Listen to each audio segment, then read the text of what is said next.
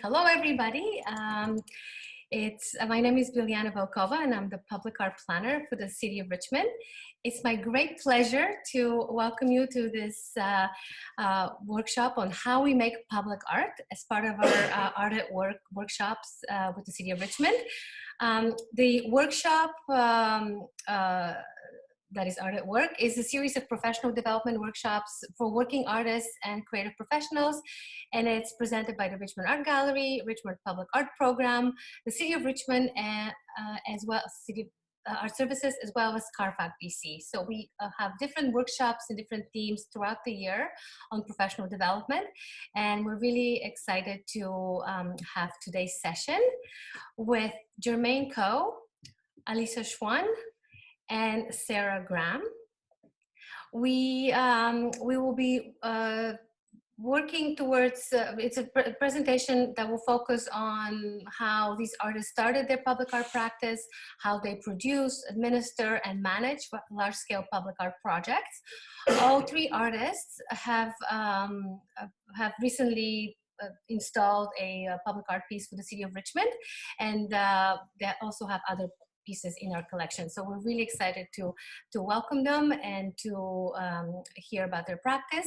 We'll also have some room and time for question and answer after their talks. So please send me your questions in the chat so I can read them out to the artists. Just a reminder, this session is recorded, and we'll have it on the website of the Richmond Art Gallery for people that might have missed this talk. And we'll be done a little bit after 3 o'clock. So just, get a cup of tea and get comfortable. So the first artist that's going to be presenting is Germaine Koh. Germaine is an internationally active artist whose work uses commonplace objects and everyday activities to create connections between people and systems and situations that encourage us to pay attention to the world around us. Her work has been exhibited at the Baltic Center, Musée d'Art de Contemporary in Montreal, Parasite Art Space, the Power Plant, the British Museum, the Contemporary Art Gallery in Vancouver, Plug-in ICA, Art Gallery of Ontario, and the Liverpool, Sydney, and Montreal Biennales. She has received the Shadbolt Foundation Viva Award and has been shortlisted for the Sobey Art Award. And most recently, she was awarded the Corner Artist in Residence at the University of British Columbia. The second artist we're going to hear from is Alisa Schwann. Alyssa co-directs landscape architecture and public art practice undertaking research, design, and advocacy in the areas of cultural landscapes, landscape conservation, and ecological wisdom. Her professional experience includes practice in Canada, Britain, and the Netherlands, with projects in North America, Europe, North and South Africa. She's also a public policy researcher working with Northern tribal and territorial governments. In 2013-2014, Alyssa was named an Action Canada Fellow. And last but not least, we have Sara Graham. Sara holds a BFA from the Nova Scotia College of Art and Design and an MFA from the University of Guelph. Her works have been exhibited wide across Canada with exhibitions at Prairie Art Gallery, Nuit Blanche in Montreal, Museum of London in London, Ontario, Museum of Contemporary Canadian Art in Toronto, Kenderdine Art Gallery in Saskatoon, Kitchener-Waterloo Art Gallery, and the Rooms Provincial Art Gallery in St. John's, Newfoundland. Sara is currently the artist in residence for the city of Port Moody, and we're really happy to have her as well. And finally, before we begin, I don't know if I mentioned this, but I do have a really quick survey for the attendees and the participants and who are here today. So I will include the survey at the end of the talk in the chat if you'd like to complete it. So welcome everybody, and I will give the virtual microphone to Germaine, and we'll go from here. Okay. Share. Thanks for the introduction, Biliana. And I'm happy to be here on a Sunday afternoon. It's not my usual time to get to do a presentation. So I will, as Biliana mentioned, I've recently completed a Public Art Commission for City of Richmond. So that'll be one of the examples that I use to talk through this number of questions that Biliana had suggested we address in terms of addressing how we manage our experiences in managing public art commissions. So the first few sets of images, or the first set of images that I'll show you by way of example is the piece that me and my collaborator Gordon Hicks recently completed for the Minoru Aquatic Center in Richmond. It's called Errant Rain Cloud, and it's an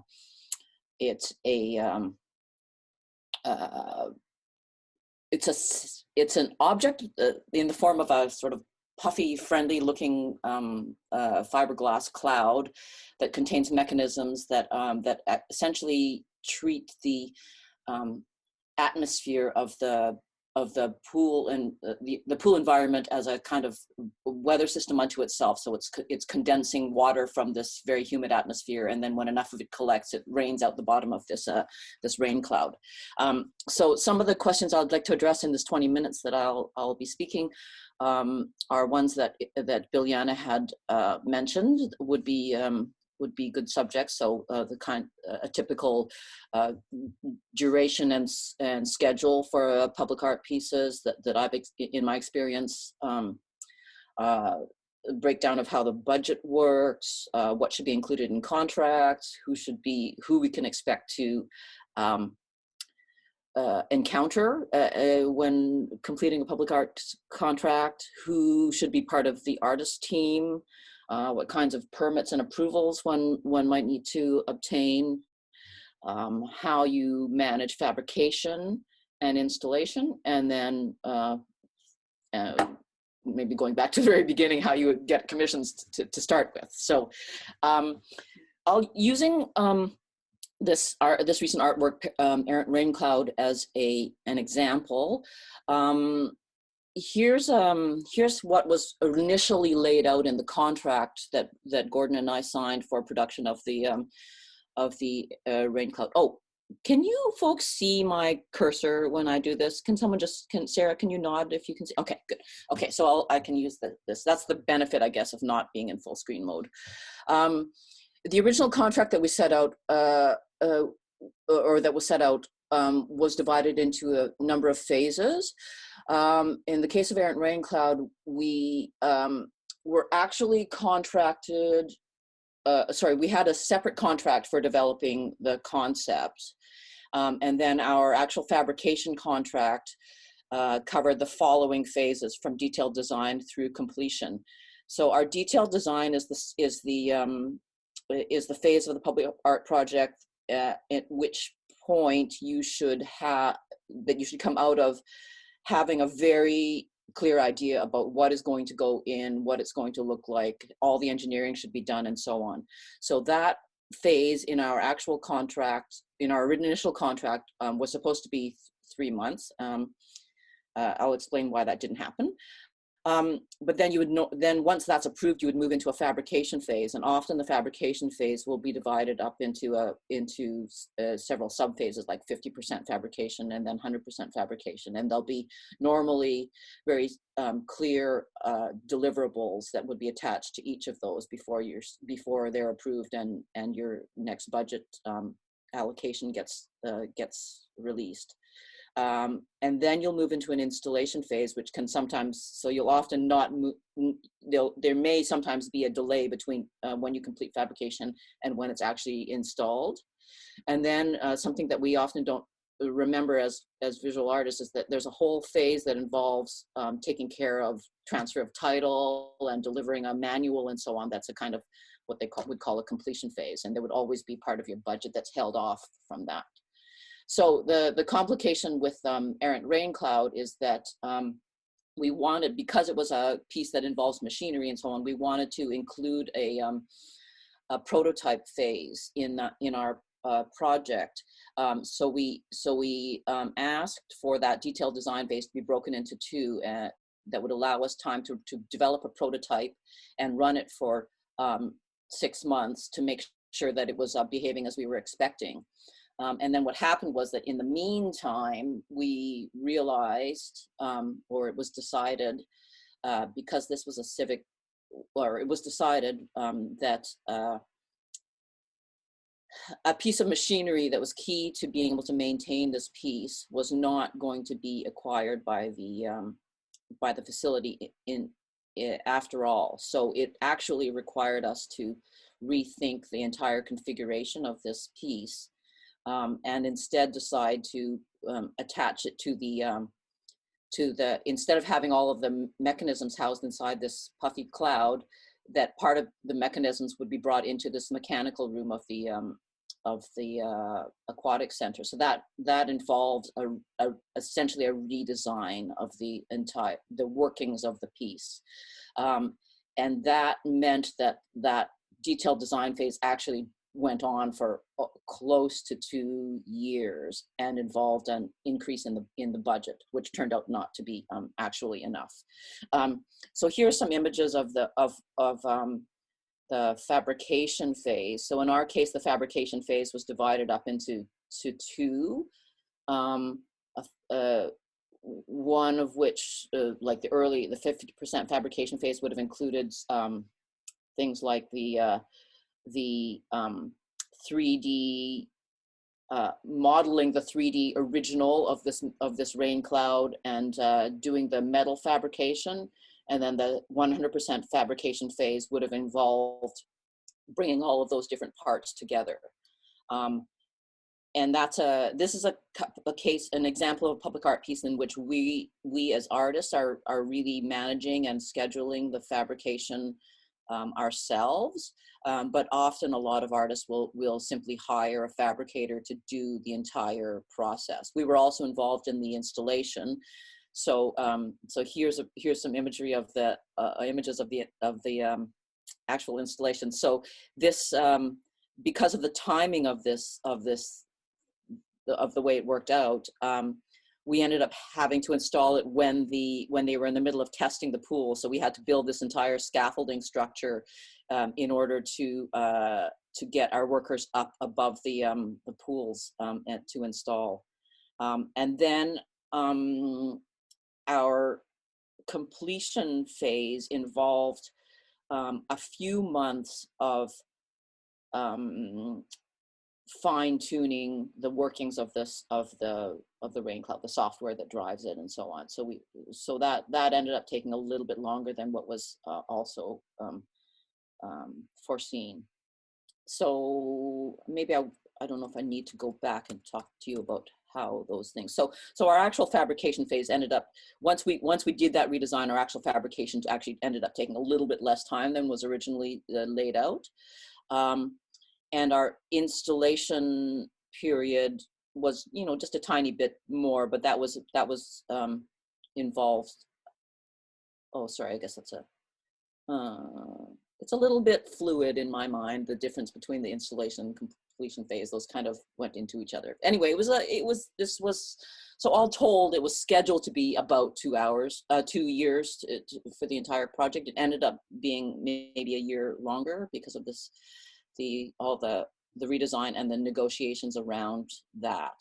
So this might not, that piece was probably not a great example in terms of how a budget should happen, because things went a little bit off the program.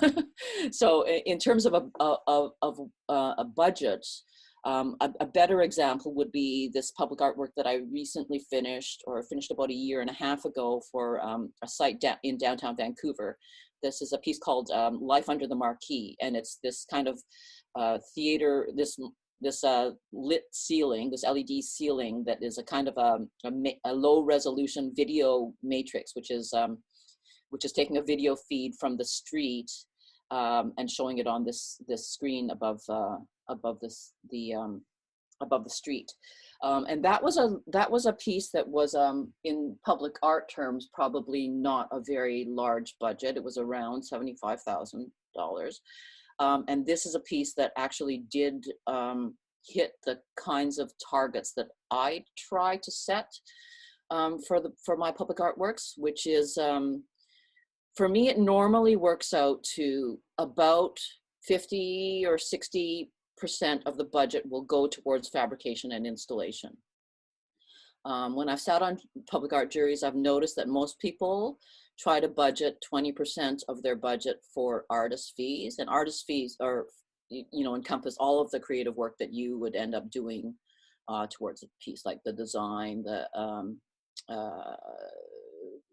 overseeing fabrication, not necessarily fabricating. So that should be part of the your fabrication budget.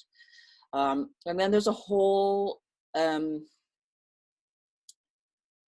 bunch of costs that you will encounter before you get to fabrication, and that will include things like modeling, developing shop drawings if that's not something that you do yourself, paying for engineering, and so on. And so and then normally in your contract, it would specify that you need to set aside a certain amount as contingency. And I would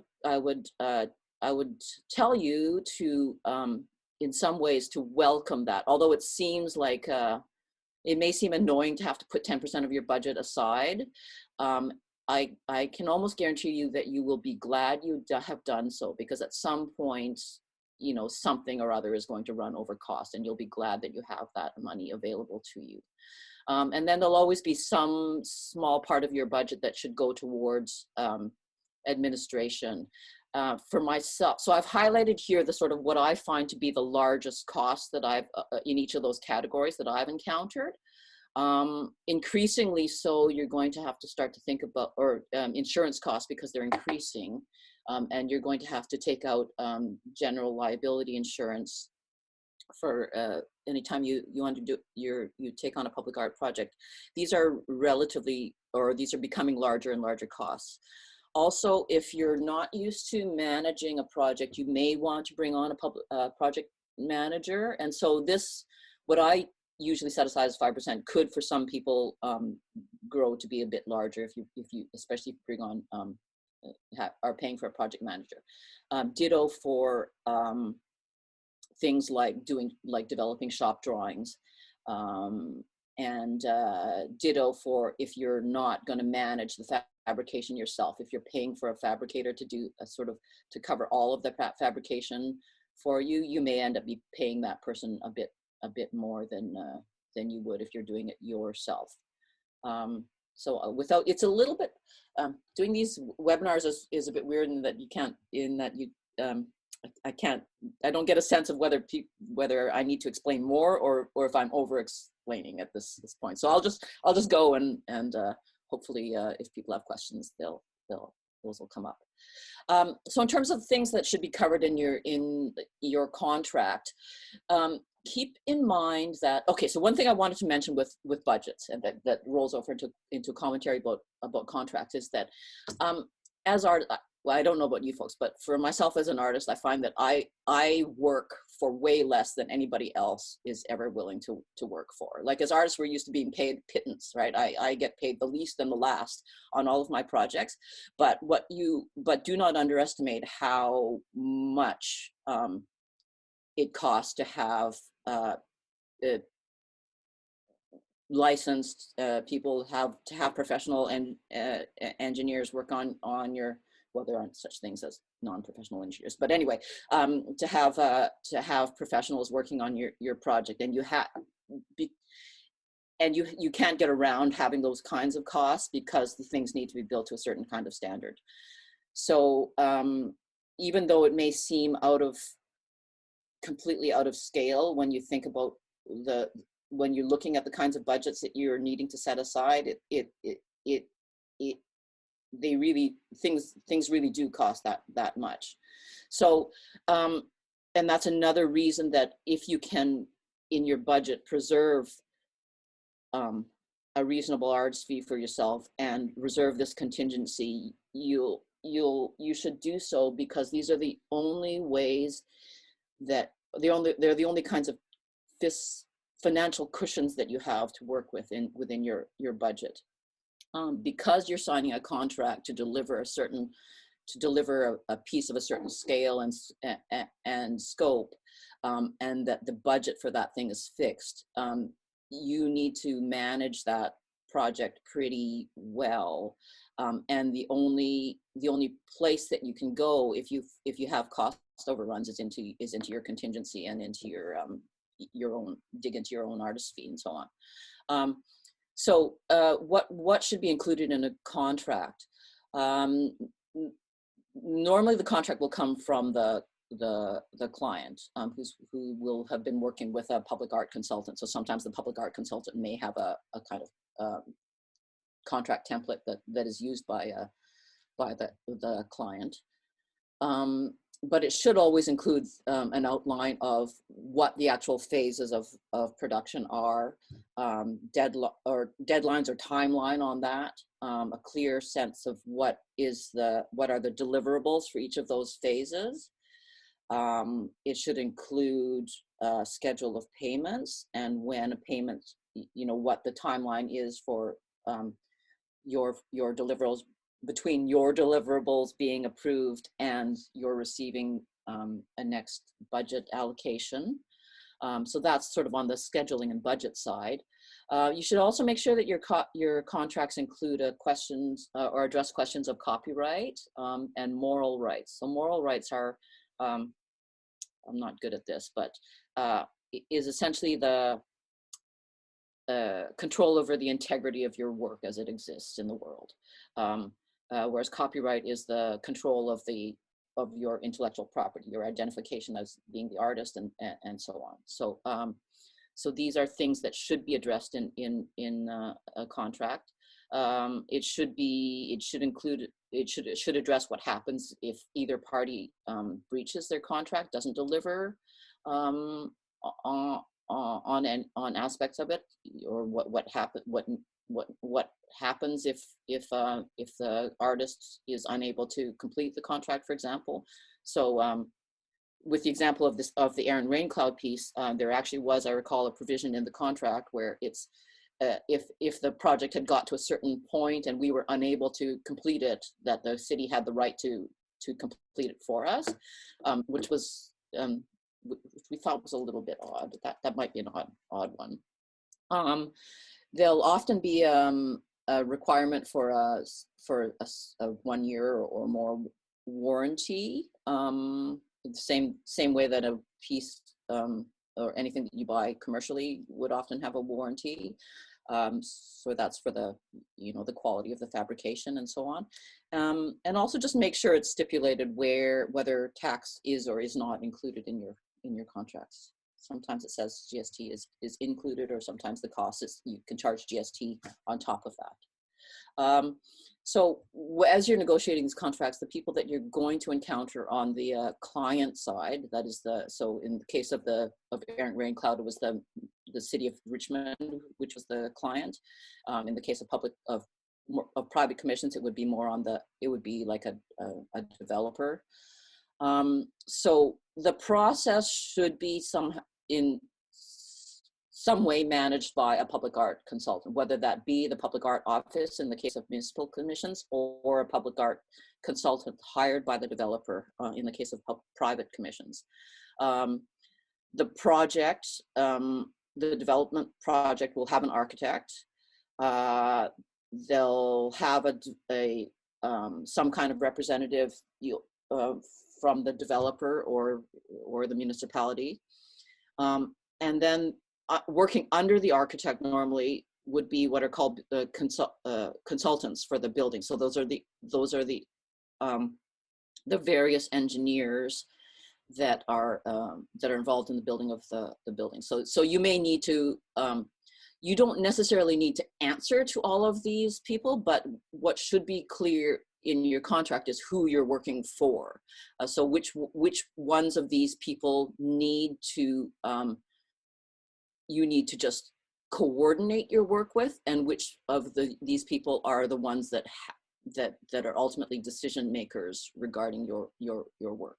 So you'll also you may or may not come into contact with the prime contractor for the building, so the general contractor for the building. So these are the people that are working on the building the building itself, and then you'll have your own set of contractors working with you.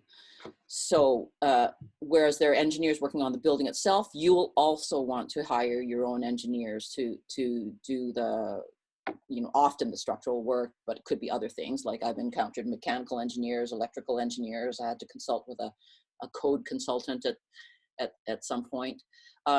So just have those clear in your head. Sometimes it can be one and the same. I'll show you a piece later on where I made use of the engineer who was the engineer for the overall building, and that was kind of financially efficient in some ways.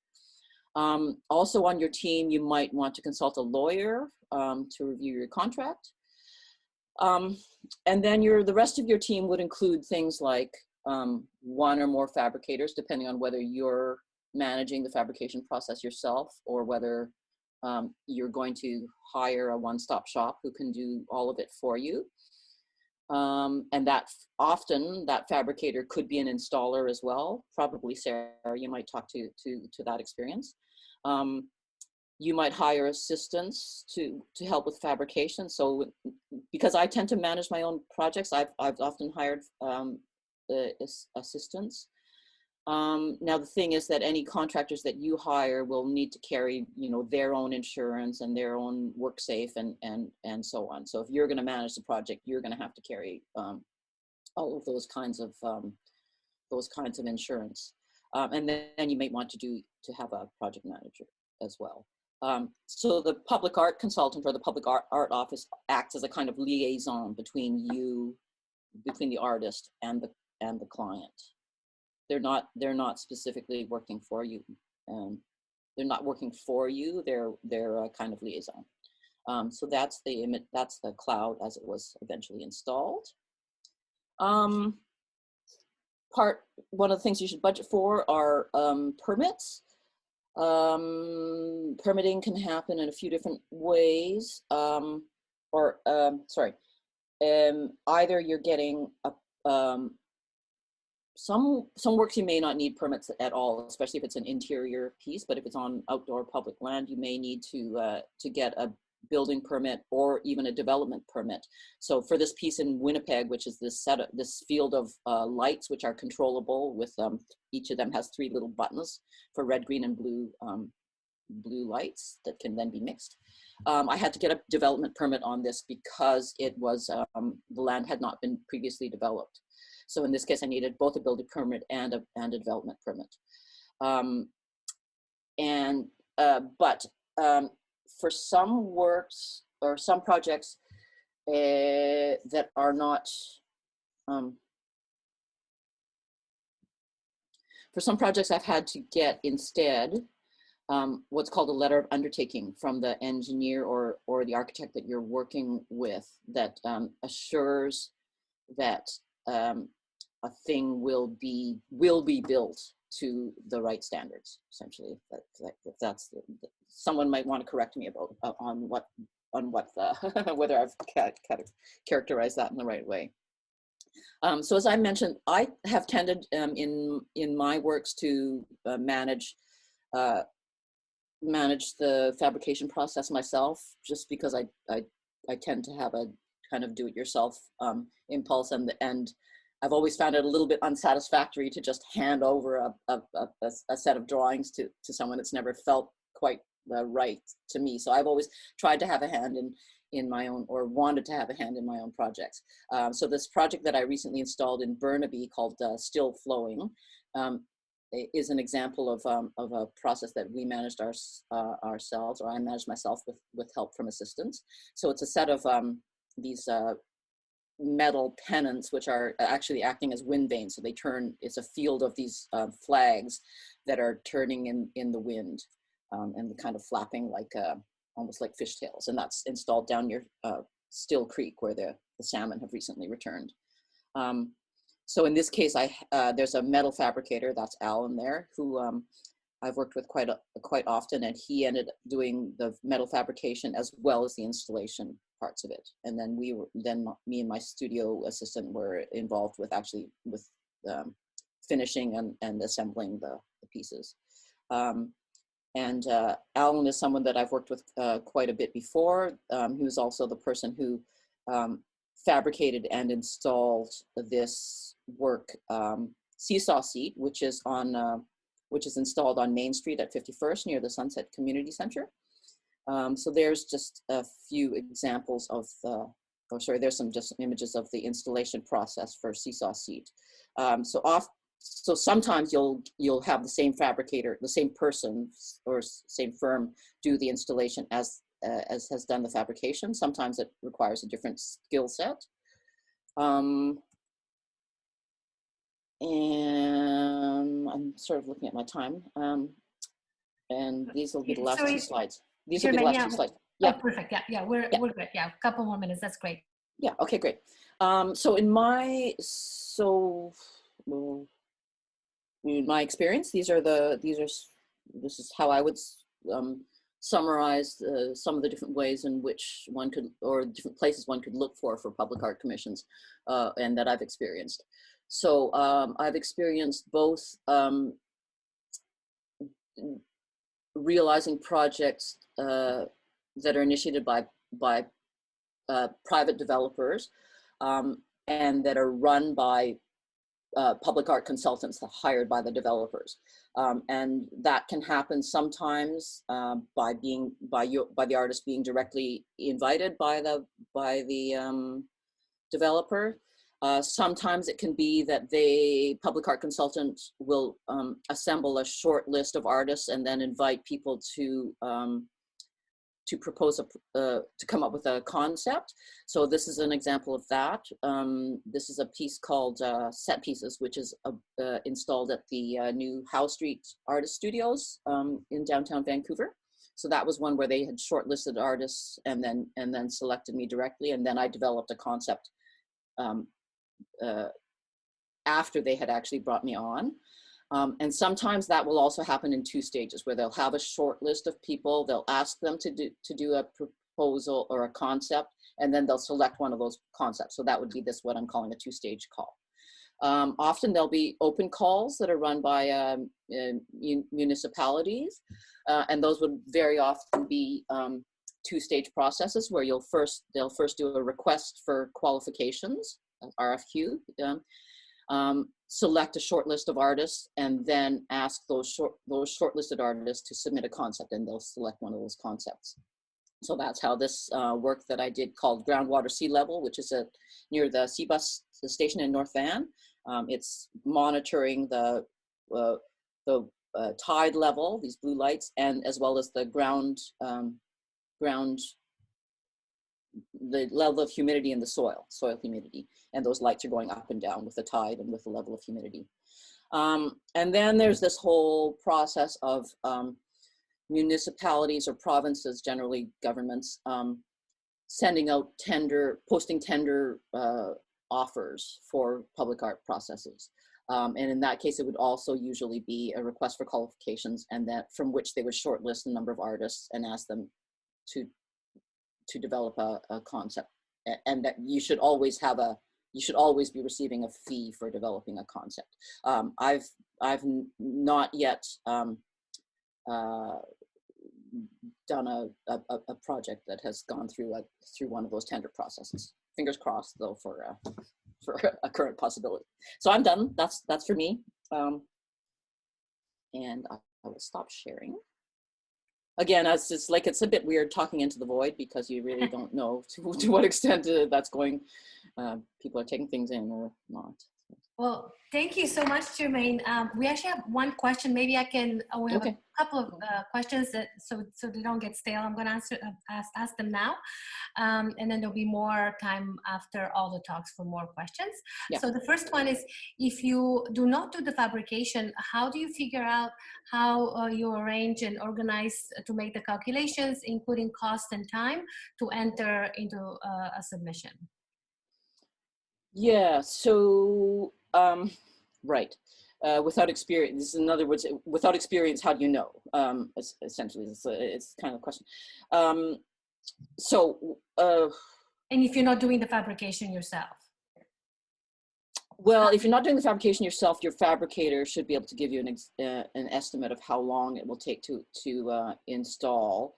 But you should also take into consideration the fact that you need to you'll need to coordinate with this is one of the cases where you need to coordinate with the developer, because when when you're ready to install the piece may not coincide in the end with when they're ready to receive the piece. And right, in some works it really only makes sense for it to go in at a certain point within the overall construction period. So you really don't have control over some parts of that. So it wouldn't be a bad idea actually to include some amount in your budget for storage if you think there's a chance that you're not that you're going to have your work finished before it's ready to go in. So in terms of how long it's going to take to install, I would overestimate if you don't have a sort of existing experience in knowing how long things are going to take. Also, and there are some things that you should be able to price out even if you don't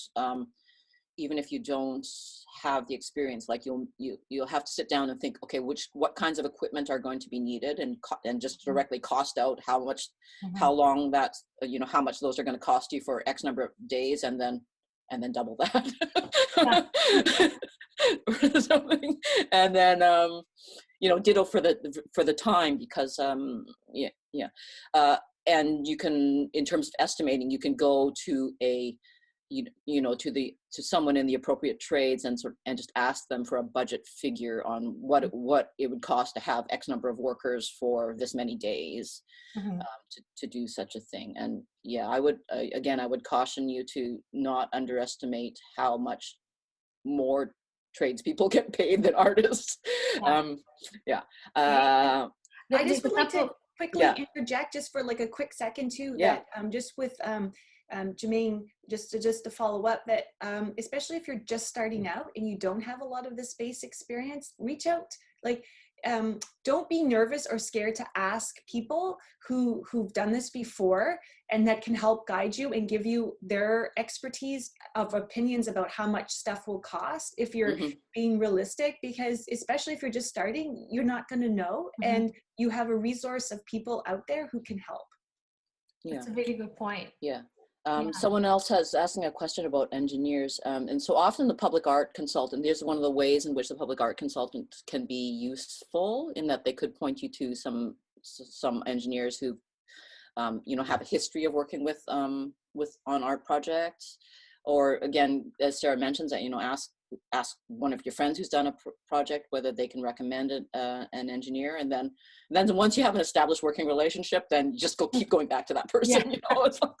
That's what I have done. And So you were responding to the question, how involved were you in the designing of the machinery for Air and Rain Cloud? Do you come up with a concept but don't know how it will be possible to create, so you hire this out? And how do you find engineers?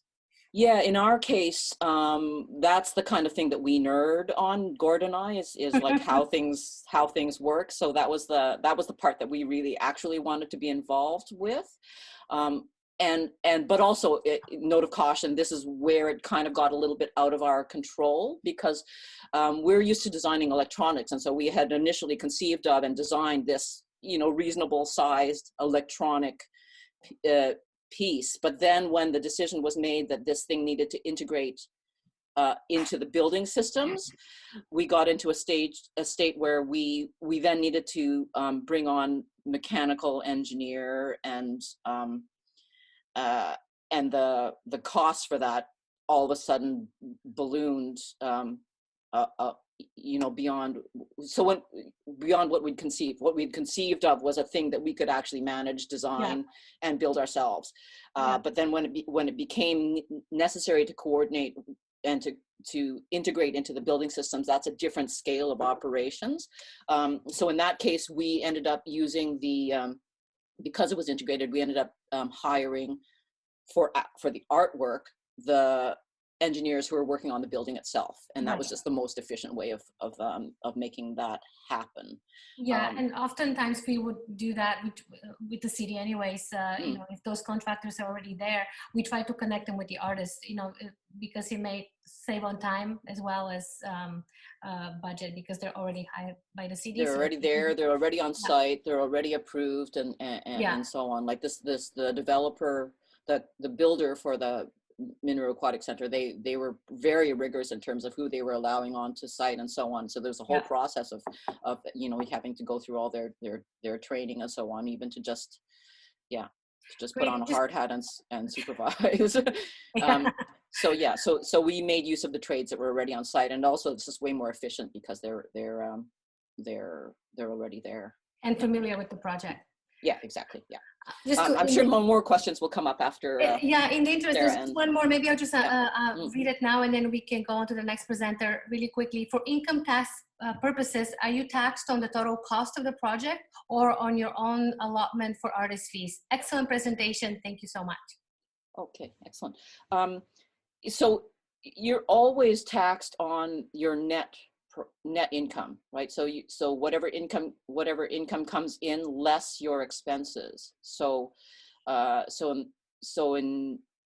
you've budgeted 20% of your project for artist fees and you actually manage to sustain that, then you'll end up being, then that 20% of your budget will end up being your taxable income, whatever turns out to be your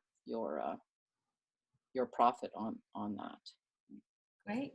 And someone just asked if they can ask the questions in the chat. Chat is fine. If you want to just send your questions to chat, we'll be fine. Fantastic. So we'll move on to Alisa Schwann. Alisa, if you want to share your screen. Thank you, Germaine.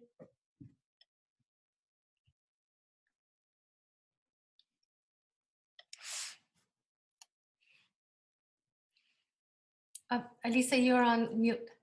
Oh. Better? Hear me okay? No. Yes.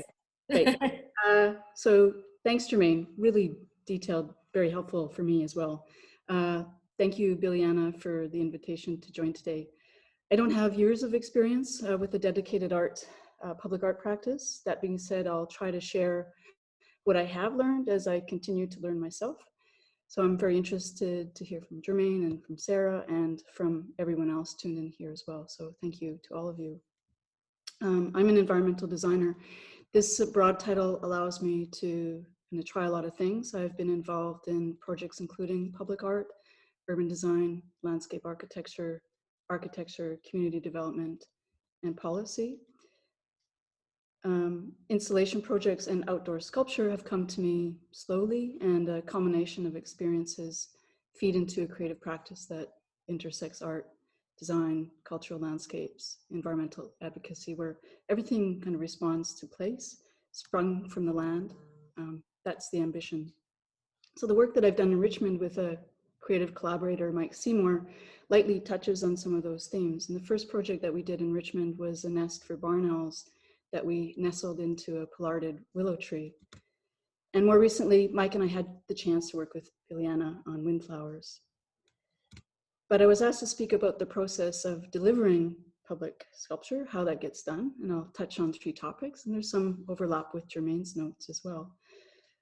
First, producing the work, managing the process, and lastly, I'll finish with a few takeaways. A lot of Alisa, what else. I'm sorry, Alisa, are you, I'm not seeing your slides. Are you going over your really? slide? Yeah, you do. We just see the first slide. Oh my goodness. I don't know if you have your presentation open. Sharing is paused. Let's see. Oh, that's annoying.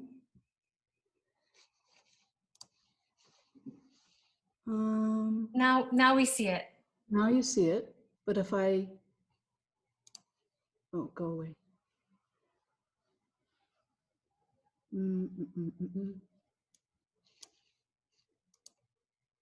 A full view maybe. Oh, producing the, yeah, that's good. Yeah. That's really bizarre. Okay. Let me know again if it doesn't work. Anyway, I wasn't showing anything spectacular, but we'll keep going here. Okay, can you see that? Yes. Yes, okay, great. All right, so producing work, how do you get the public art, how do you get public art commissions? 1 second here. Play. Sometimes you may be invited by an organization, as Germaine mentioned, or look for RFQs to apply to, and there are a number of resources to find those opportunities.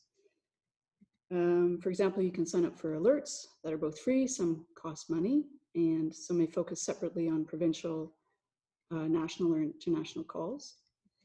I use monthly subscriptions like Art Opportunities that you can check often, and they also send out a monthly newsletter. Basic searching skills come into play, specific sites that maybe don't have feeds, also looking at public art announcements on city websites. Develop your network, send your portfolio to agencies, get exposure. Public art is obviously a part of a lot of developments. Look at what developers are doing and the architects who are working with them.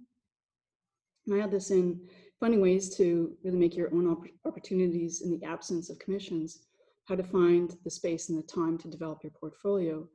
We've been finding a lot of recent RFQs, RFPs. The competition is not just local, it's international. Very well-known designers and artists are applying for projects here. It's great, but it also puts the onus on us to continue to develop our work and apply, apply, apply. It's not your job to say if you are a good fit for a project. Proposals take time to prepare, and we're finding in our case that we're just really doing loads of them. But maybe only 15% for us get through to a next phase. So even though the applications are time consuming, the benefit is that your submissions really start to improve. And so we see the submission as an art in itself.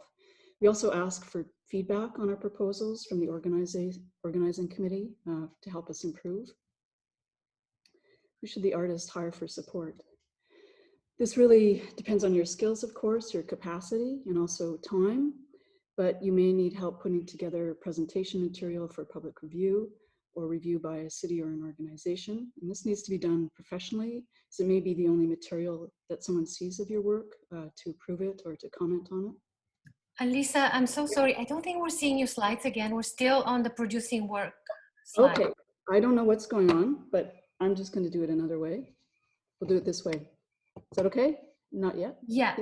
All right. Now we see will need design Yep. detail and shop drawing. Okay. At least I'm not a cat. Okay, anyway, here we go. So if someone else is going to be producing your work or helping actually to produce your work, you'll need drawings, other than the ones on drink pads from the bar or your amazing concept sketches. So it's really an important part of the process, is it can communicates in specific detail how the work is to be made. It really gives the instructions. And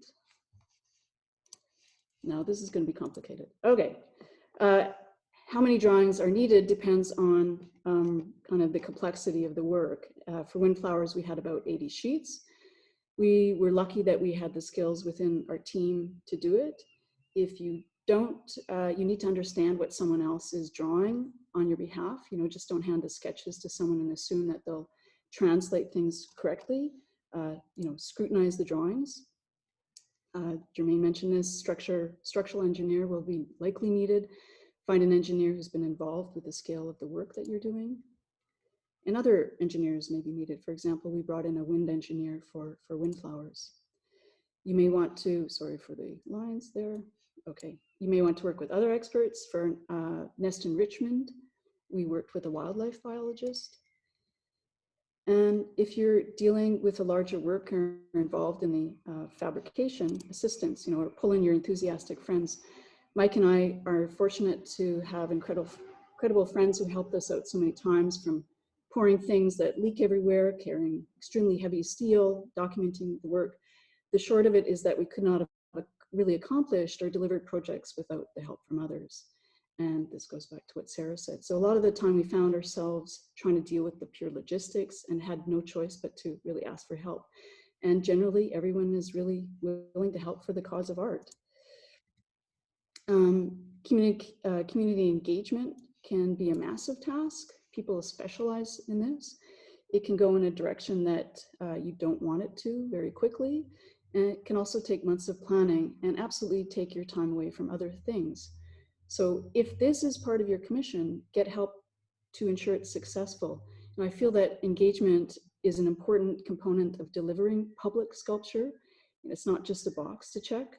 It also presents an opportunity to showcase an artistic approach and ethos of the work. So it's very much part of the work itself. Lastly, know your strengths and get help on things you know less about.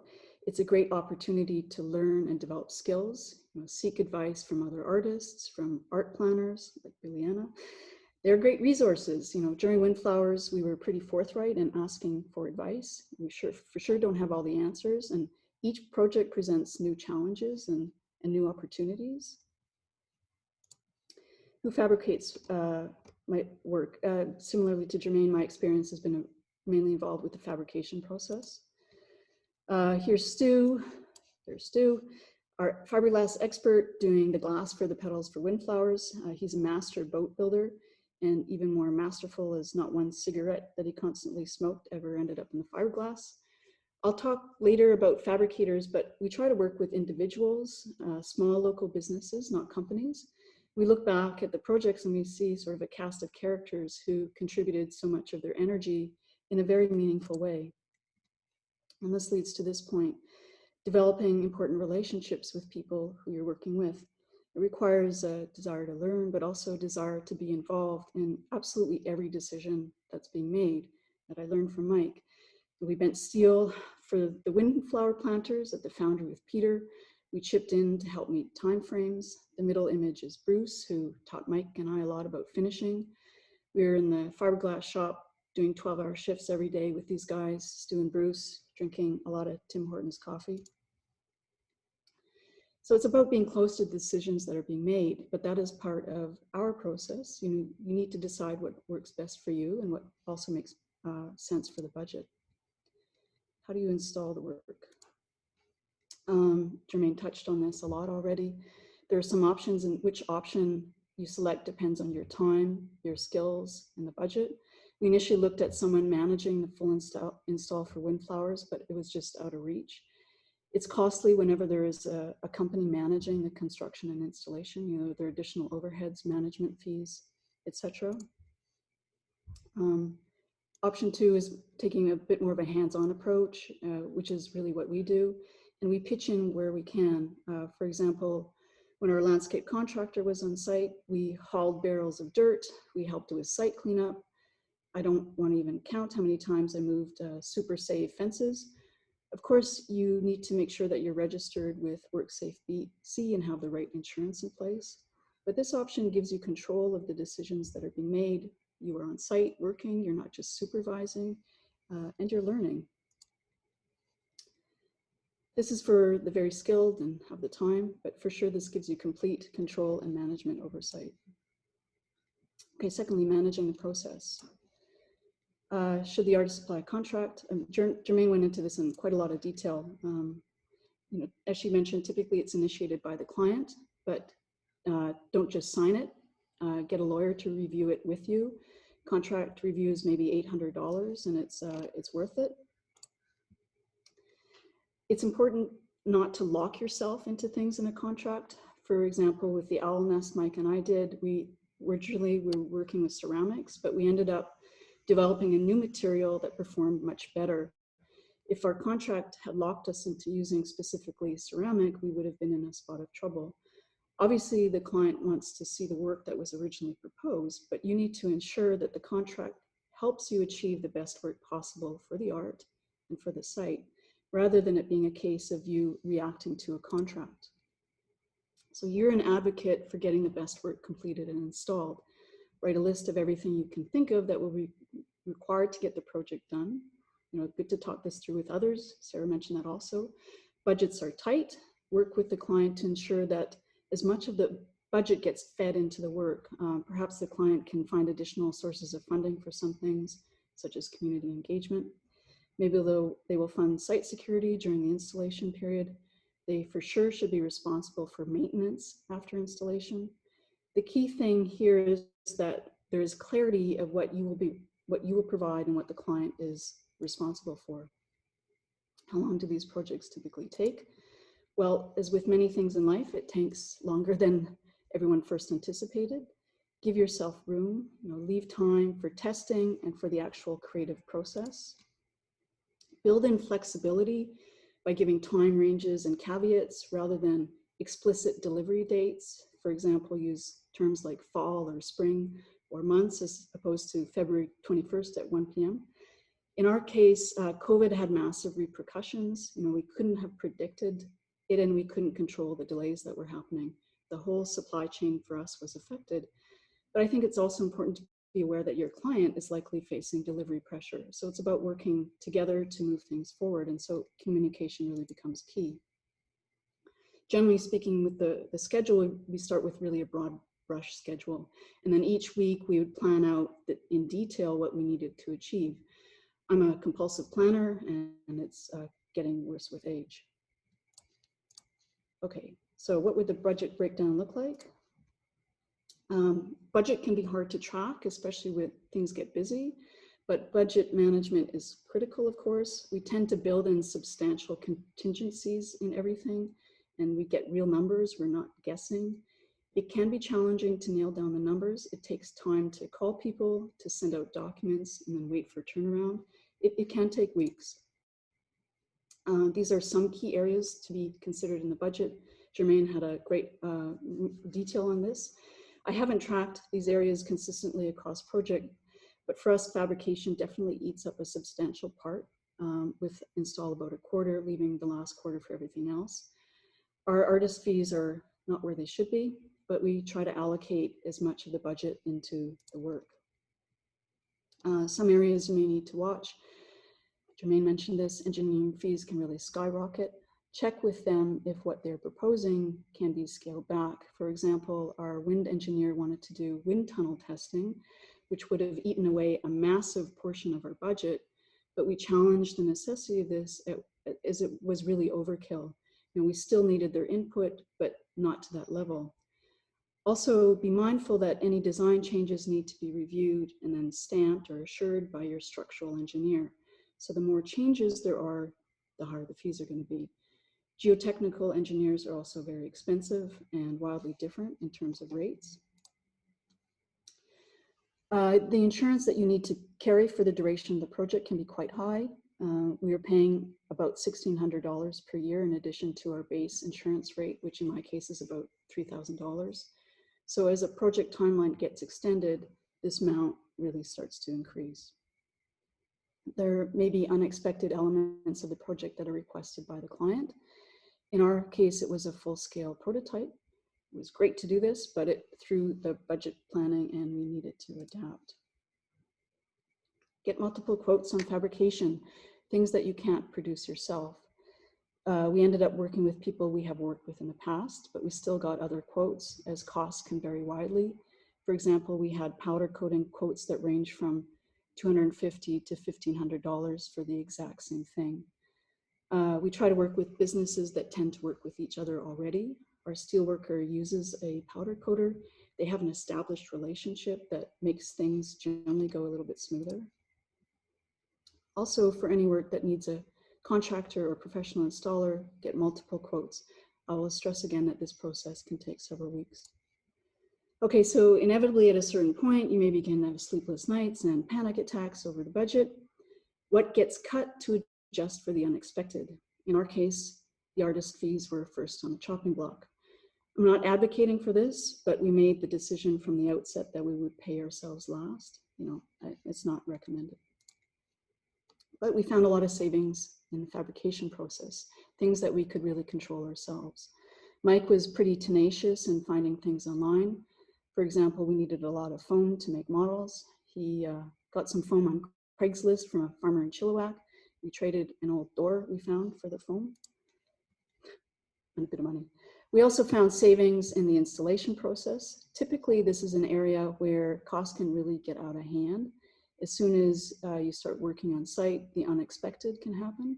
But we had a lot of contingency built into the numbers at this point that we felt relatively calm, and anything we could do ourselves, we did.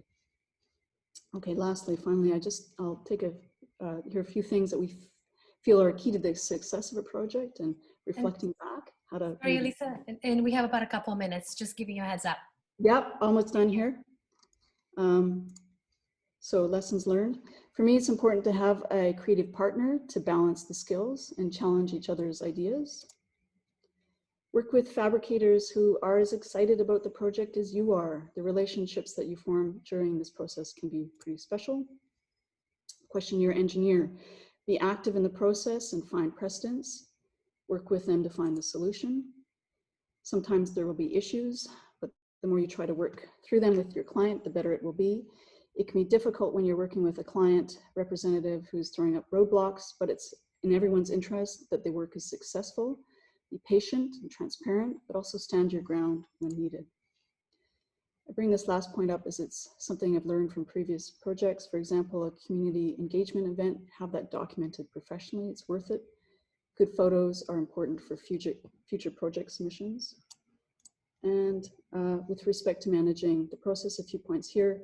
Be an advocate for the work and be an advocate for yourself. However, don't get caught up in an expensive cycle of lawyers talking to each other. Try to work through any issues with your client. Consider how the contract can best support the production of the work and protect you. Can additional funding be found for community engagement? Place a limit on design changes before additional funds need to be kicked in to offset increases in engineering fees. Make sure there are caveats to account for the unknowns, like another pandemic. As mentioned, prices can vary for fabrication, so shop around. But start talking to fabricators early in the process so you know what you're getting into with respect to materials, costs, and timelines. They may have great ideas how to simplify a process. The more stages a work needs to move through as it's produced, it can become more challenging. For example, to align schedules between companies who are involved in different phases of the process. But when you have relationships with individuals, it can definitely ease this. Be realistic about timeline, account for research, testing, prototypes, and unknowns. Make sure there's time for you to develop the work. Germaine mentioned this. GST is typically outside of a budget, but PST generally is not, and fabricators charge this, so that's an additional 7% you need to account for in your budget. And lastly, be kind, be gracious. You know, it can be a very stressful process and a lot of things can go wrong, but I think it's always a good rule of thumb, especially these days. So that's it. Thank you very much. And I will stop sharing. Oh, thank you so much, Alyssa. And yeah, for anyone that's interested, the Windflowers artwork is newly installed at the Gilbert Roadway and River Road in Richmond. So when it welcomes you when you come into Richmond. So we're really excited to have it. So thank you very much. In the interest of time, if it's okay with you, Alyssa, if we can continue on with the next presenter, and then we'll have more time for question and answer, but there's a couple of questions waiting in the queue. So our last presenter is Sara Graham, who also recently just had an artwork installed in Richmond, and she will be talking about that. So we're really excited to hear from Sara. So Sara, please share your screen.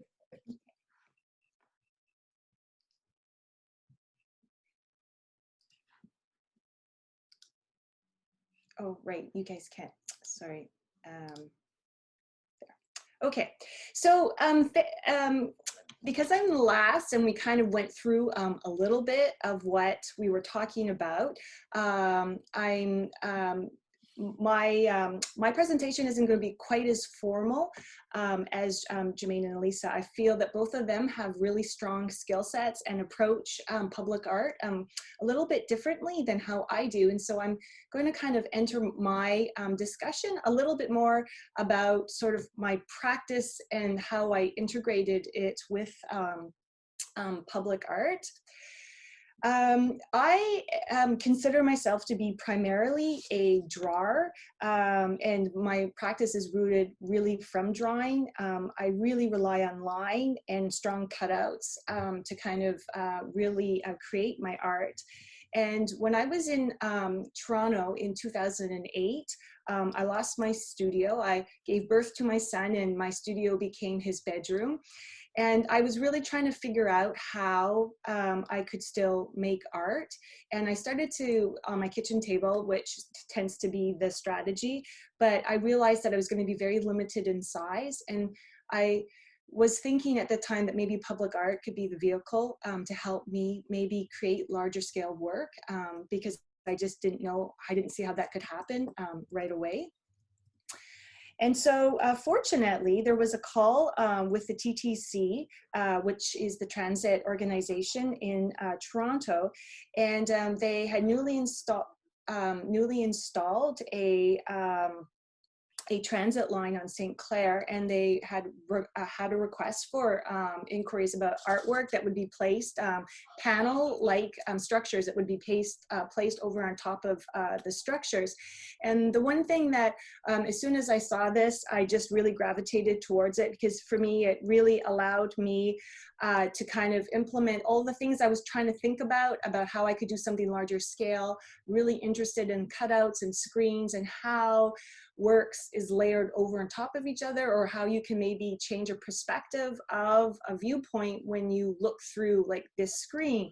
So this kind of had all the check marks for me, and this was my sort of entry into public art. And it was a very, the panels, like everything about this was very, very specific. There wasn't a lot of variation, and so for me it kind of provided that opportunity to really expand my practice and do it in at least in a format that I felt quite comfortable with. Then when I moved to Vancouver in 2013, alas, did not have a studio again. And so I was kind of thinking again about trying to, how do I incorporate something larger scale, or work on a project that, you know, that I'm just really limited again to my table, kitchen table. And I also, from myself, that I knew that I wouldn't really have the budget just financially for myself to ever to create something. And so that's public art has also given me this opportunity to test stuff that was on a scale in materials that I might not be able to pursue on my own. And this is Tugboat, and it is installed in Richmond along the Fraser River. And it's was again a project that just kind of really played with line, and I wanted this idea that if you looked at it straight on, it revealed, it looked like it might be three-dimensional, but then as you saw the side, that it was quite a compressed image.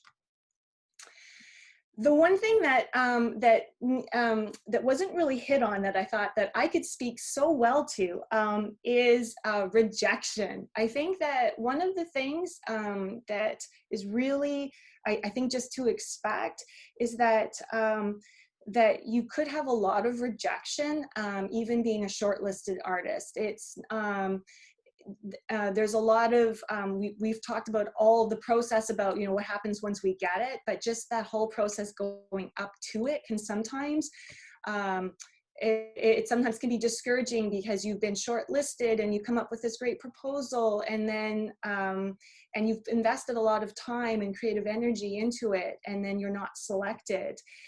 And so I guess the thing that I can really speak to is just don't get discouraged at all. And I think Alyssa also kind of mentioned too, that you just kind of persevere. You just, with each proposal, you get stronger, and you ask, and when you ask for feedback. I've also sat on some public art panels for selection, and it's really interesting just hearing sometimes the discussion, and that a work is chosen not because the other works weren't chosen because they were not strong. It's just that all the works were strong, and then it's trying to find maybe the best suited, you know, for wherever the location is. So just never get discouraged.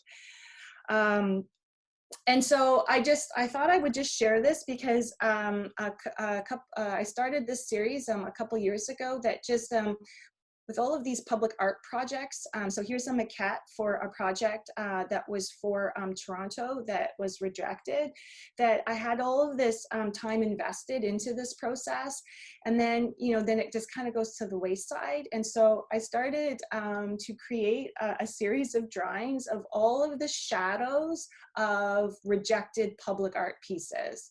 And trust me when I say this, I have a lot of these drawings. So it's just part of the process, and you just I try to make lemonade out of some lemons.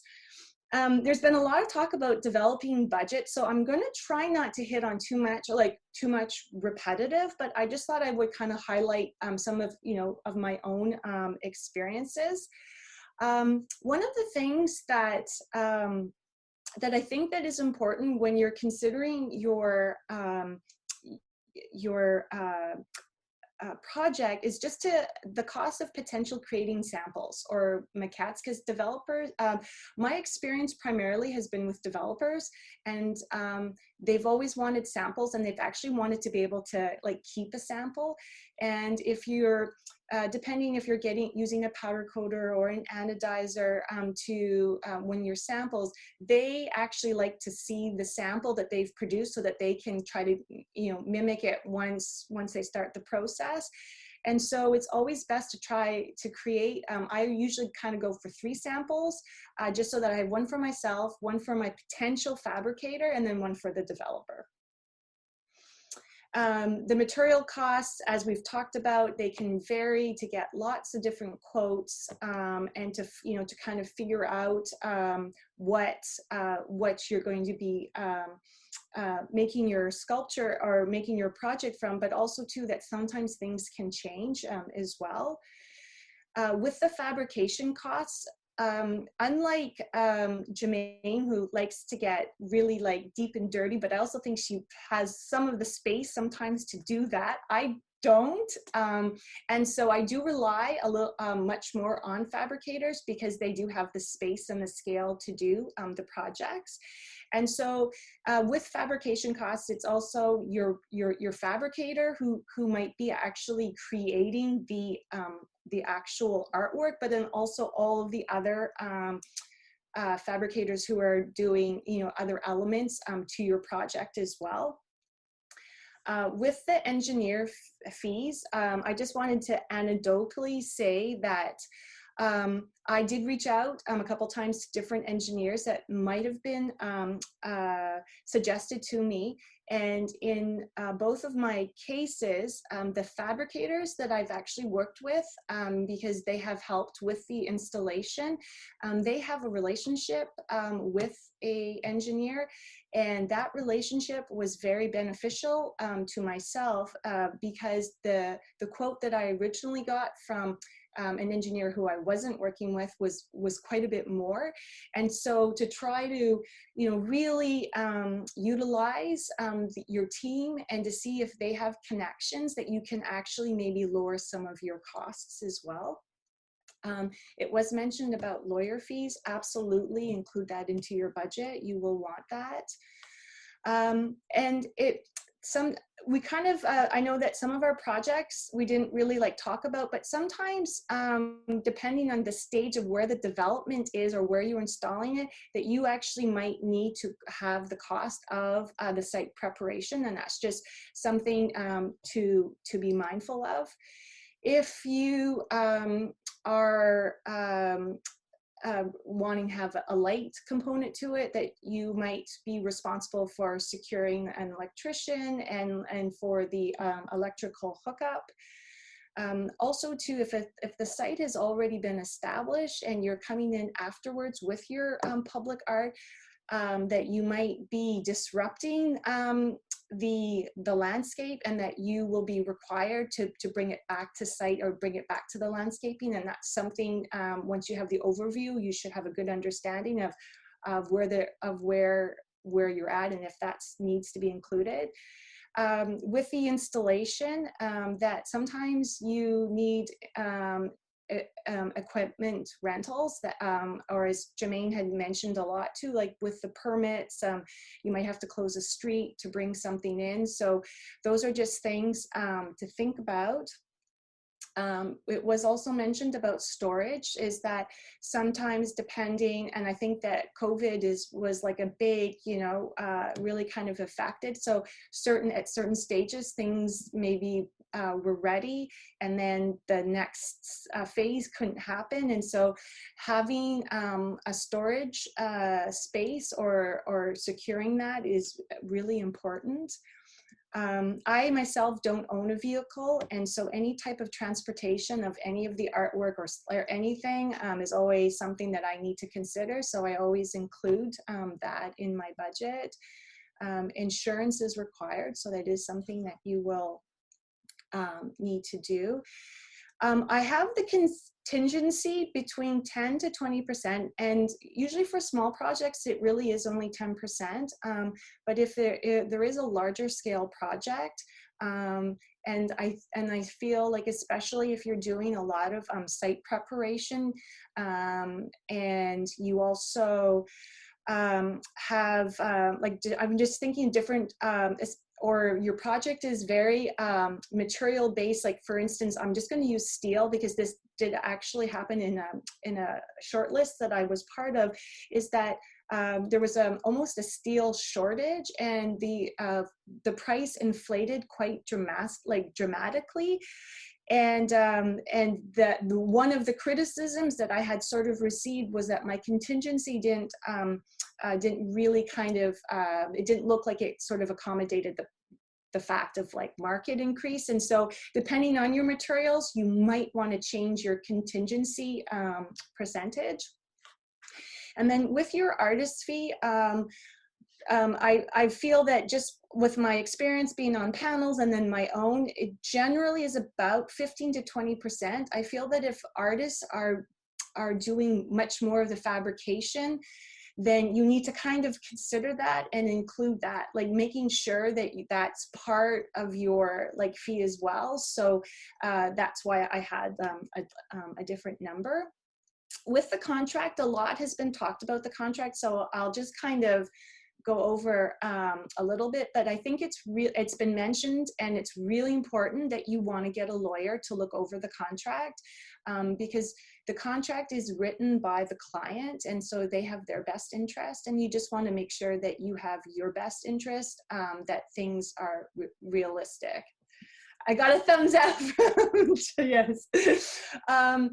I think, and Germaine had really talked about this too, but just understanding your expectations, what they expect, and what, you know, that you're both communicating exactly the same thing.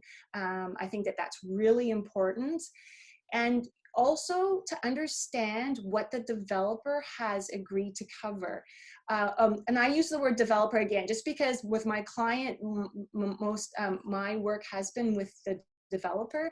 But I did find it really interesting that during one of my discussions in the overview, the client had said that they were going to provide electrical hookup, but then in the contract that wasn't included, but I had not included that in my budget. So I made sure that it was put in writing just so that I was covered. So always, any discussion that happens, just because it was verbal, make sure it's in your contract. And with the schedule of payments, this is something that is very standard, and depending on how large the project is, that your payments could be in installments of 3 or 4, and they're sort of rationed out, and they have a very logical kind of almost broken quarterly installments.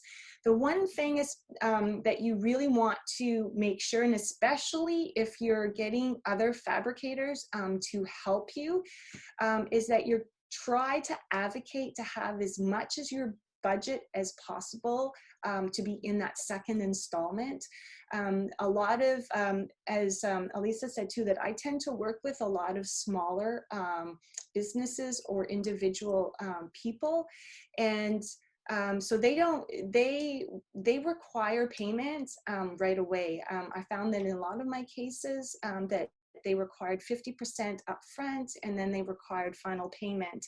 Larger corporations or companies can usually have a 30-day payment fee, but if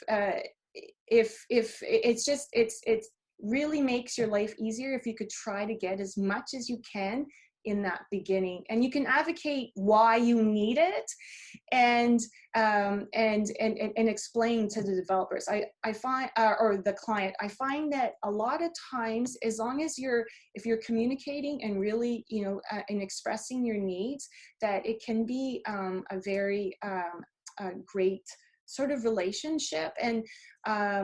And that I think too, that the same is, and just what Germaine was saying too, just about sometimes when you have delays, things happen, and it doesn't matter what you plan, things always take longer, but always communicate with whoever you need to be communicating with, and keep them abreast of any delays, of any concerns, of any problems, of any hiccups. It just makes it in the end so much easier.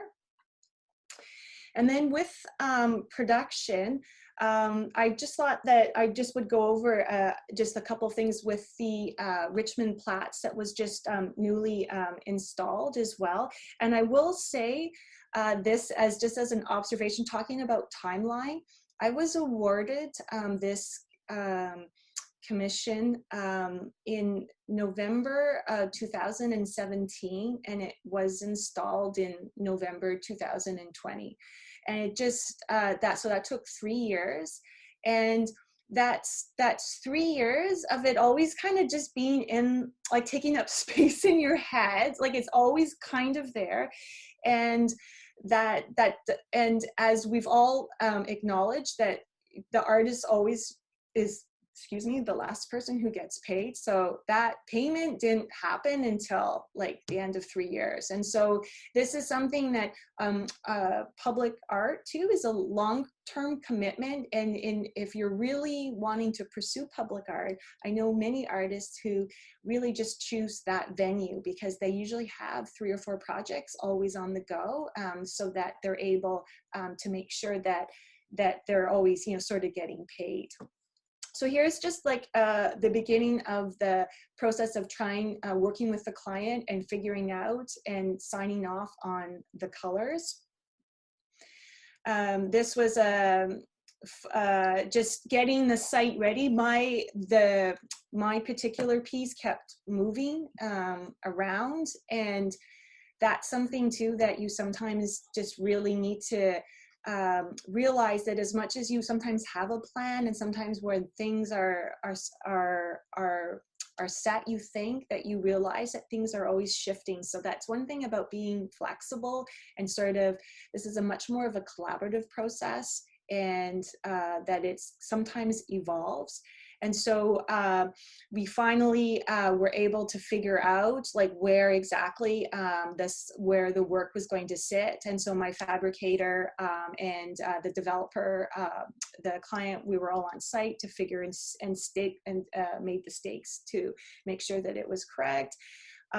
This was just a picture of fabrication of making the rebar frame for the concrete.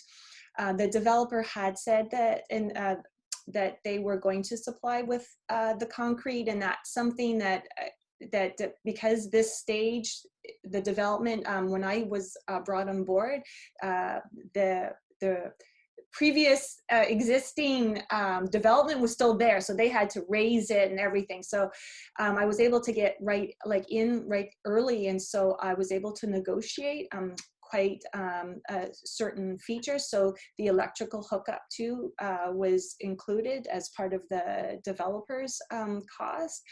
This was at one fabricator who water jet the panels. This is another fabricator who anodized, which Germaine saw the work going in. She texted me and said, "Hey, I think this is your work." So I worked with Alan Story, and he he's the individual who fabricated. He welded and did a lot of the physical fabrication is something that's just not part of my skill set. But I had told him that I really kind of wanted to work with him as much as I could and to be a part of it, the aspects that I could help. And so once the structure was made, we kind of did a couple of like just light tests, and this was sparked something else that I really feel as something else I'd like to pursue. So that was kind of exciting. We installed it together, and so this is just a photo of me getting super excited the day of install and going on the truck, installation. And when the installation happened, and this is sometimes, especially with Lightworks, or as Germaine had said too, that just like this testing the prototype, is that sometimes you just kind of have to see how things work. And we found that the electrical wasn't hooked up. The developer it was not completely connected. And so we weren't able to see what the actual work looked like once it was lit. And we had realized afterwards, when it was finally, that it was just too bright. The work, you see that really kind of bright, it was too much. And so we had to go back and just and tone it down. And so this is Richmond Platts, and this is it at night. And so what I thought that I would just do, because I think I have just a little bit more time, is that in my experience, because I've worked with like a fabricator, I really rely a lot on them, on their expert advice. But I've also, even when I've developed or I've entered into something that's a little bit more uncomfortable for me, in the sense that I don't know anything about it, for instance, lighting, is that I did reach out to a bunch of people. I even think I reached out to Germaine at one point and just asked her about how she kind of moved forward. And so I think it's just, again, it's so important to not, that you're not the expert, and that's okay. The first couple of projects that you'll probably be involved in are probably small scale anyways. And so each one, you take with you a skill set and you just develop that. And that's sort of how I felt. And with each one, I really have felt much more stronger in my understanding how, like, with processes working. And I feel like now I know who to ask to if I'm running into some issues. As Germaine had mentioned too, that sometimes too, like, you could be working with a consultant on the behalf of the client, and the consultant too is there as a resource. That's one of they're an expert in this whole process as well, and they can help guide you to find the resources that you might need, or at least hook you up with maybe another artist who's working in the same medium that you might need help with. And just to speak to one thing that Alyssa said too, that in my experience working with individuals or sort of smaller businesses has really created a much more fruitful relationship and professional relationship than sometimes larger organizations. And I do find too that with larger organizations, just because they have so much extra staff and resources, that their prices are usually quite inflated. And so by kind of seeking out those smaller relationships with your with individuals, either in your community or outside, that you can really sometimes get more, it's just sometimes much more cost effective. And I think that's everything. I didn't have all my notes out with me, so but that's good. I think that I've covered everything. Oh, this was great. Thank you, Sarah. Thank you so much to all the panelists your expertise and really great presentations. I'm learning so much too with every project, and I thank you so much for doing what you do. We do have a few questions. Oh, and by the way, I've been putting links to the projects that we're talking about, so I'm going to include Germaine's now too. But I do encourage you to go and see the artworks that we've been talking about. So it's really great that you have added to the public art collection in Richmond. So we do have a couple of questions about insurance. What and who are insured?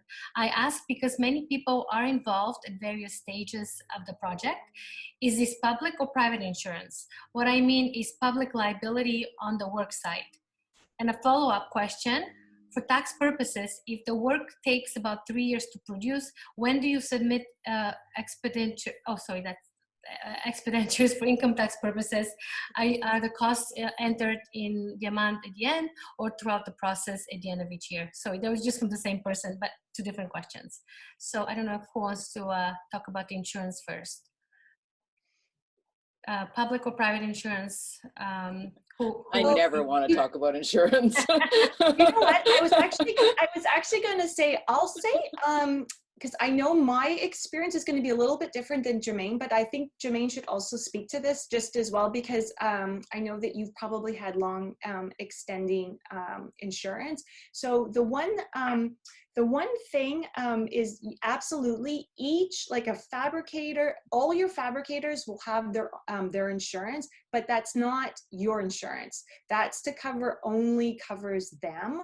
And so you do require your own liability insurance. And because that I hadn't had a project in a much longer sort of period of time, that when I was trying to find insurance for myself, it was a little bit harder to do. And so I know that I paid probably a little bit more of a premium than maybe with Germaine. Once you have insurance, and it's just a learning experience. You don't want to let it go. Just keep paying a premium each year, even if you don't have a project, because it's much more cost effective in the end.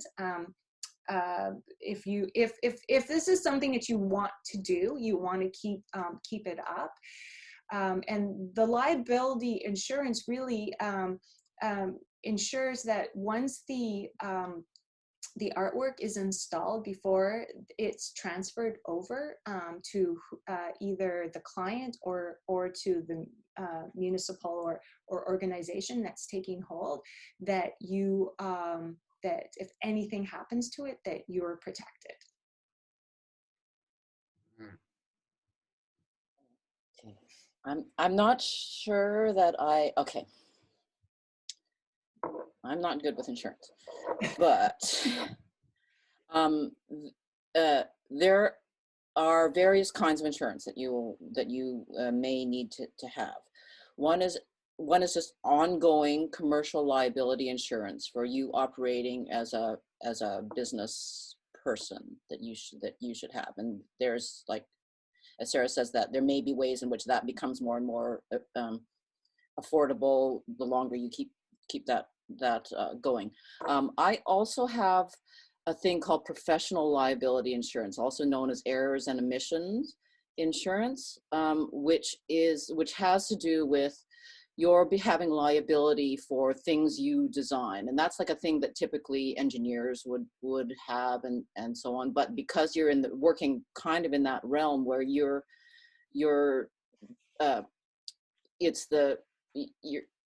designing things that are then going to be out in the world that you need to have responsibility for, you may want to think about that.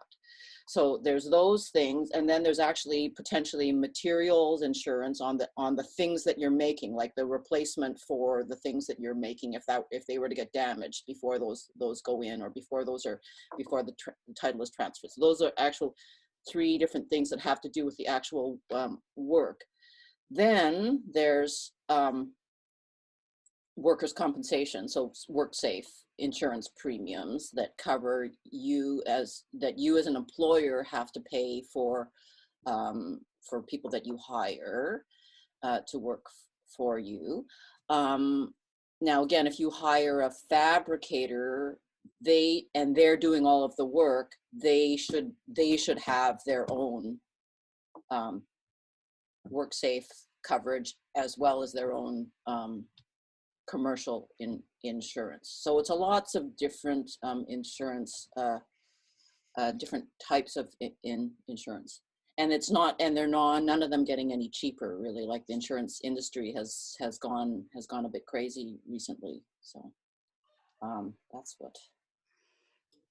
Great. Jermaine explained it extremely well. The only thing that I'll add to that is just, I have a corporated company, so I have a base insurance. Yeah.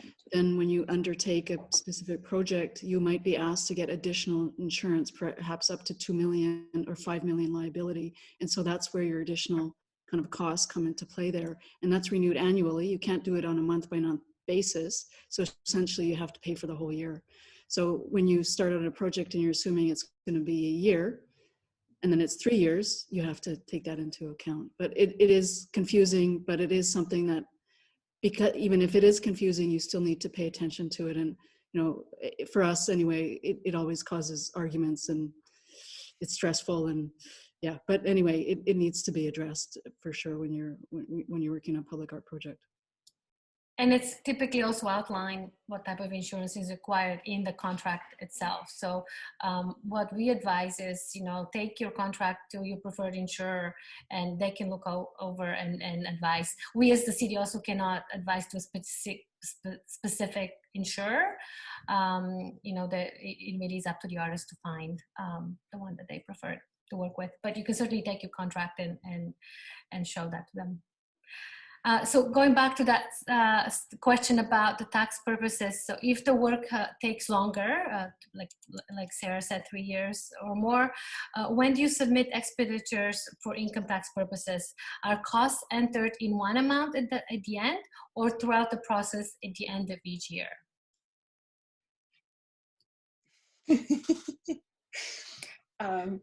Yeah. Tax and insurance. Does anyone like talking about taxes?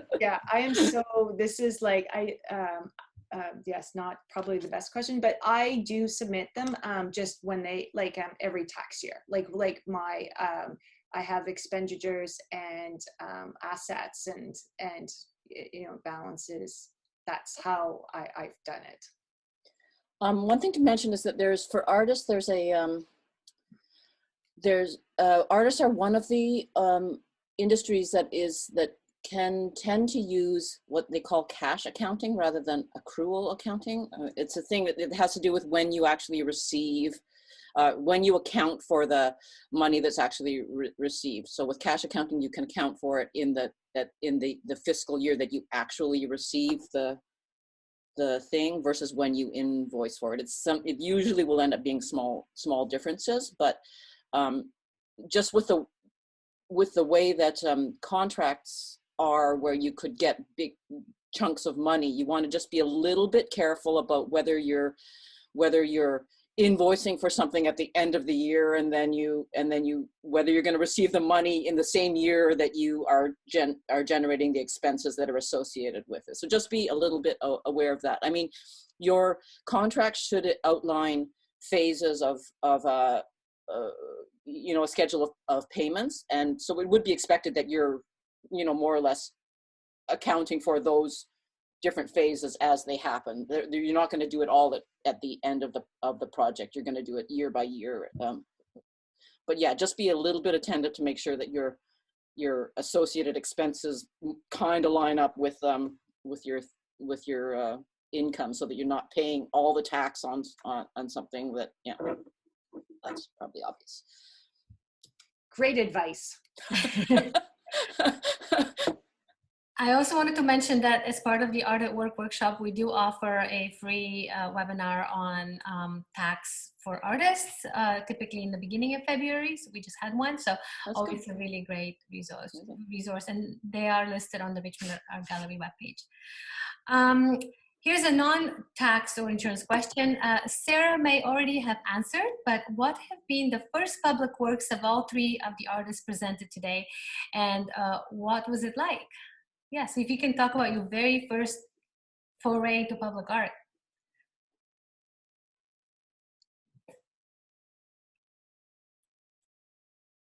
Germaine or Alyssa? Sure, yeah, okay. So my first one was kind of unusual, and I guess I wasn't, I hadn't really been thinking about doing public art until this opportunity just came along. So it was one of the only instances I've had so far where someone has just out of the blue told me we'd like to shortlist you for this opportunity, and that was for the expansion of the Vancouver Convention Center. This isn't a very well known or publicized piece, but I have a chandelier that's hanging from a street lamp post that is on the roof, the green roof of the Vancouver Convention Center, and that chandelier dims and changes with the humidity and the wind. So it sort of it sort of dims on the side that the wind is blowing from.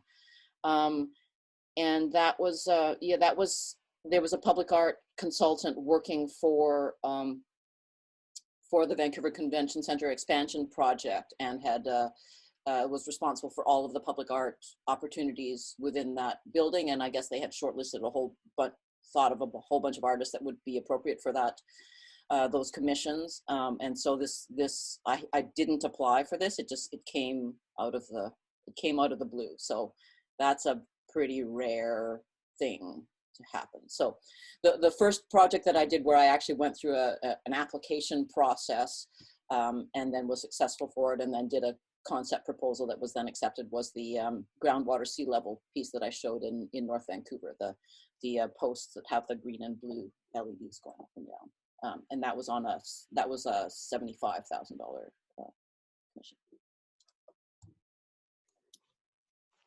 In my case, really it started with installations, and I was working with a Dutch landscape architecture practice in Holland, and we were designing the Toronto Central Waterfront, and part of our work involved setting up a 1 week sort of installation, and we built this huge bike tower with a kind of a strip of flowers kind of going down it to sort of introduce people into what the new experience would be like along this waterfront. So really, I tiptoed my way into public art, let's say through installation. And then when I moved back to Vancouver initially, I had a chance to work with Inga Roker and Sean Pearson on an installation, another very tiny installation in a very tiny courtyard in Chinatown for the Vancouver Olympics. And then after that, it just really was applying, seeing what we could get. And, nothing really happened for a while. So, but the first kind of, let's say, more formal process of going into public art came through an invitation to enter, let's say, a competitive process with other artists for the Owl Nest that we did in Richmond. So, for me anyway, it's taken a long time, but my work has not necessarily been dedicated to public art. Great, thank you. Just a couple of quick comments and questions. Someone's asking if these workshops will be available online later, because they found it very helpful, but would like to see it again. Yes, we are recording this, and it's going to be posted on the Richmond Art Gallery's website soon under Art at Work workshops. We have a question, I think this was specifically from Alisa's presentation. What types of agencies do you suggest sending our portfolios to? You mentioned sending your portfolios to different agencies. Well, I haven't done it. But it sounds like a good idea. I think that there are public art consultants, agencies who actually develop a lot of the briefs for these projects, and I think if you're just on their radar, it can be quite helpful just to know that you're there, and that they might start sending out directly invites to participate in some of these RFQ or RFP processes. But Germaine being more experienced may have.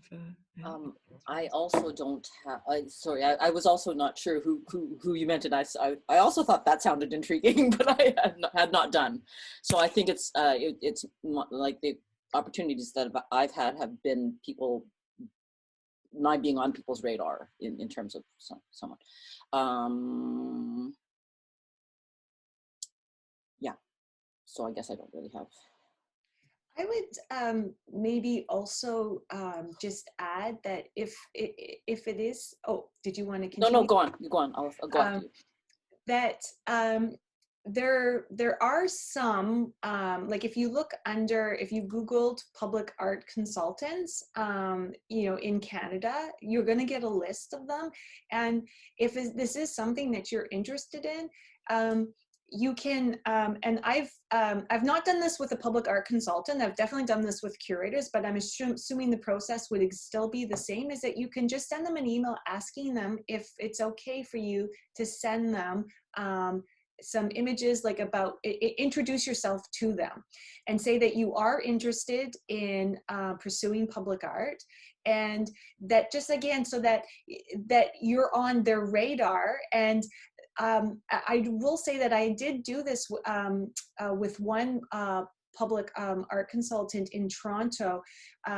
They had asked me to submit, but since then, whenever I've worked on new work, and even not public work, like public artwork, but just other bodies of work, I've always have just kept them informed. Like I've just, you know, sent them, and other projects have kind of developed because of that. So I feel that it's really is about building a network, and it can take a while. Like it's not going to be something that might, you know, be immediate, and some relationships are established over like longer periods of time, but it's just really trying to you know, do some of your own kind of marketing, you know, for yourself.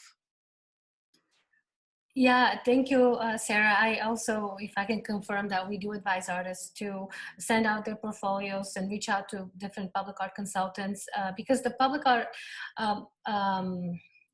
world is, you know, small, it's expanding, but you know, you also want to make sure that they're aware of new practices and new artists as they're coming in.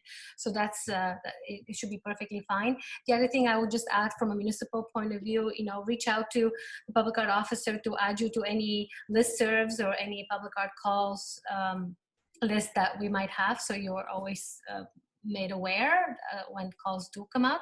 We always do most of the time, but as a civic agency, we always do open calls. So we would always have to send out those on our listserv.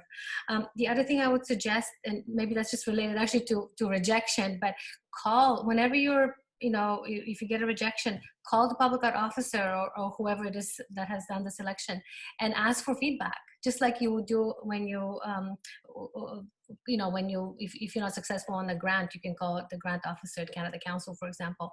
Reach out and ask, because that's how a lot of artists are learning, and just to get a little bit more information about the process and why your work was not selected. So that's always a very helpful tip. Can I mention something in terms of like likely routes into to getting commissions?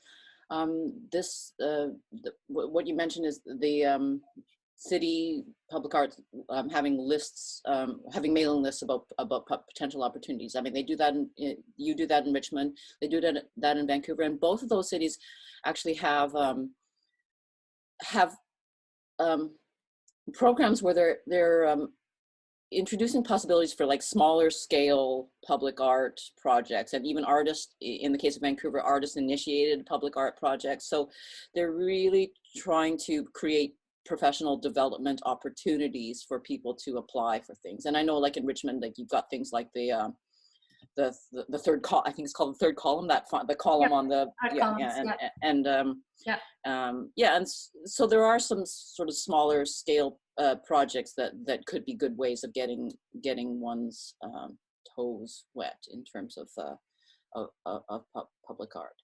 Yeah, and I would also reiterate the whole question about asking for feedback.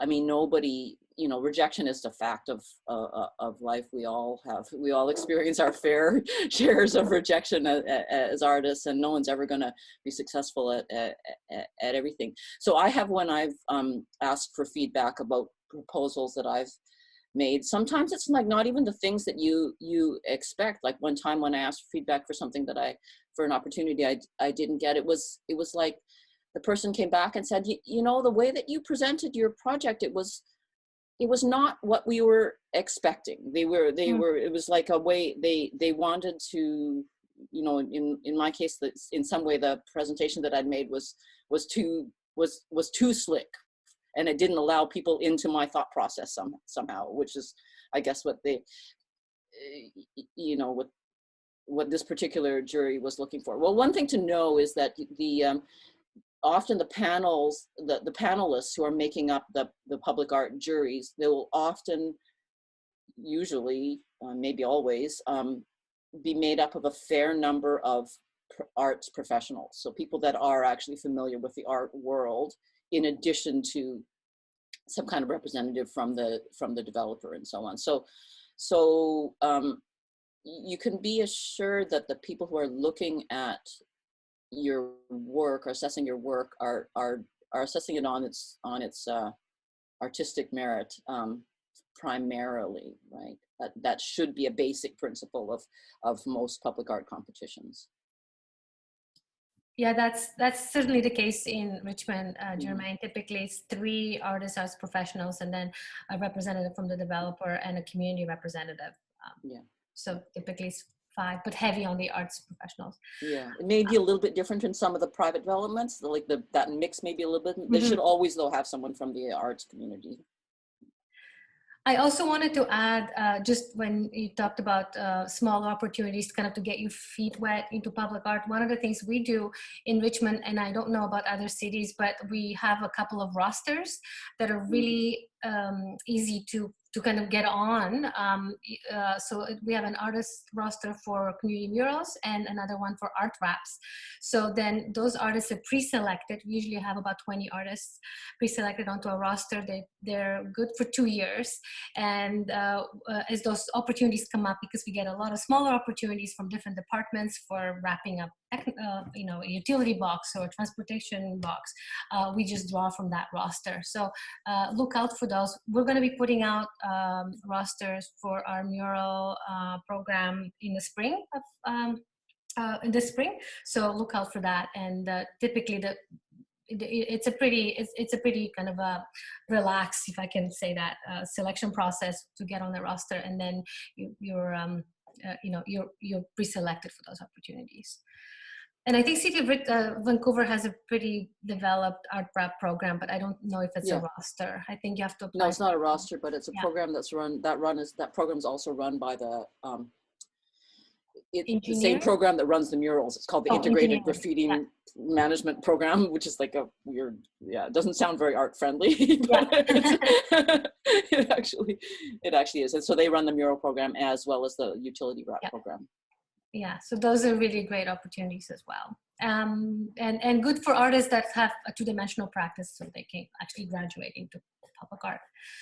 I have listed the survey link.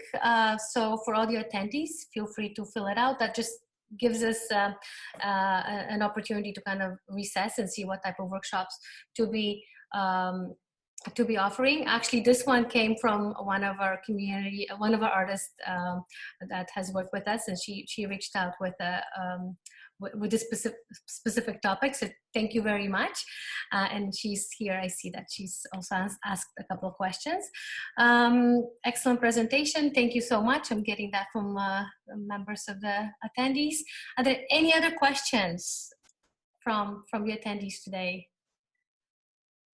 Or from the artists? I've left you the link, so please feel free to go and see and do a day out of it and see the artworks. Germaine's work, Rain Cloud, now is open. We had a bit of a delay in opening the Aquatic Center, but it's open, and you can definitely see it. But it's also viewable from the outside as well, the cloud. Oh, Alyssa, no glitches. Yeah, everything was great. No, it's always really nice to see your presentations. If you have any other questions, you can reach out afterwards at publicart@richmond.ca or my personal email. I'll put it in the chat. But other than that, thank you so much for spending your Sunday with us and with the artists. Thank you to Sara, Germaine, and Alyssa. It was really great to hear your practices, hear your experiences, and I'm just really grateful that you're able to enrich this workshop with your knowledge. Yeah, thanks. Thank you, everyone. Thank you. Thank you. Enjoy your Sunday, everyone.